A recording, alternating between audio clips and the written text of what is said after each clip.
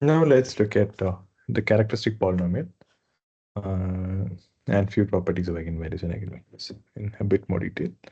So PA of t is how we denote the characteristic polynomial, is given by the determinant of ti minus a. We've already seen this. So it has a degree n and its roots are the eigenvalues.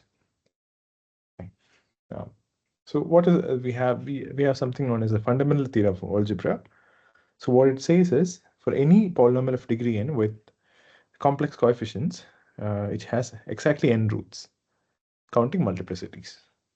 Multiplicity in the sense the how many times the roots are repeated.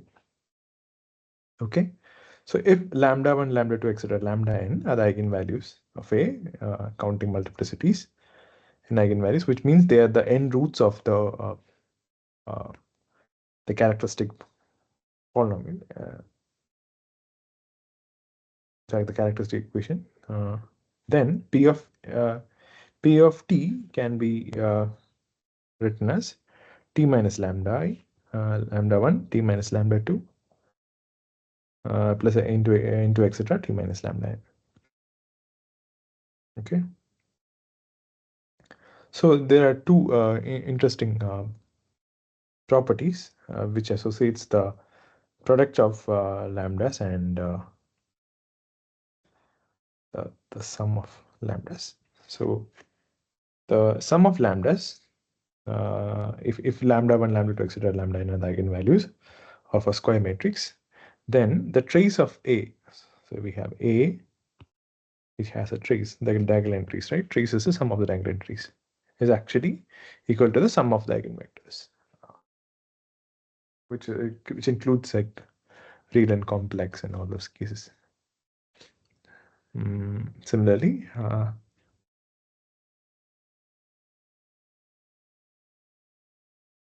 yeah, it mostly occurs complex conjugate pairs.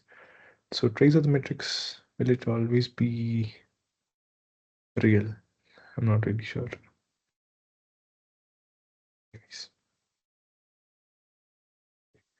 So this will be the coefficient of the Tn minus 1 term of the characteristic polynomial. So the first term is t raised to n.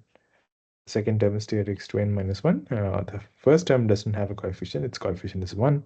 So it's a monic polynomial. The second term, the coefficient is, that for the t raised to n minus 1 term, the coefficient is the sum of the eigenvalues. And the determinant of A will give the product of the eigenvalues.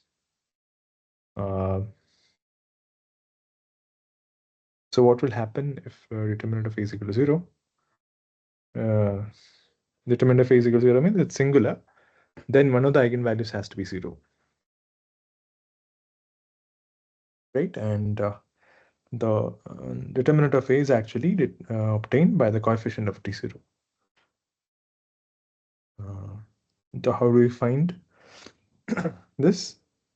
You can put in the characteristic equation here, you can put T is equal to 0.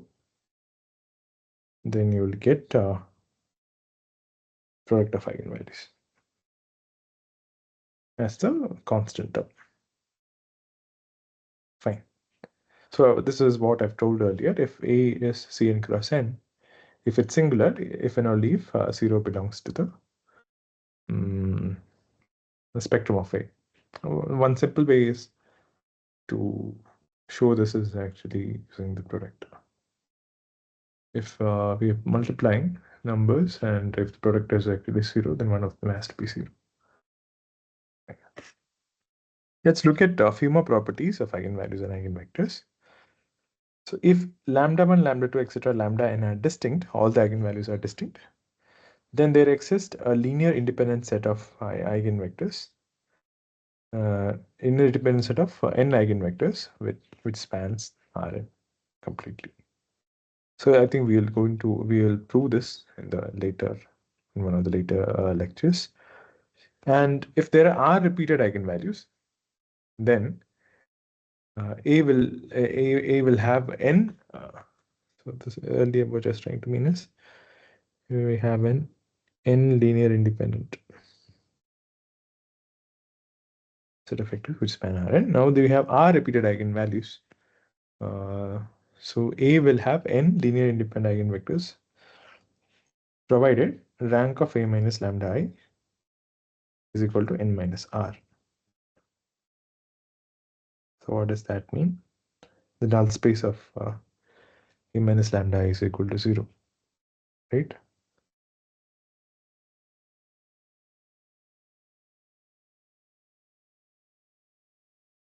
No, it's actually not null space is equal to 0. It's there are n repeated roots, and if rank of A minus lambda I is basically the range space of A minus lambda I, right?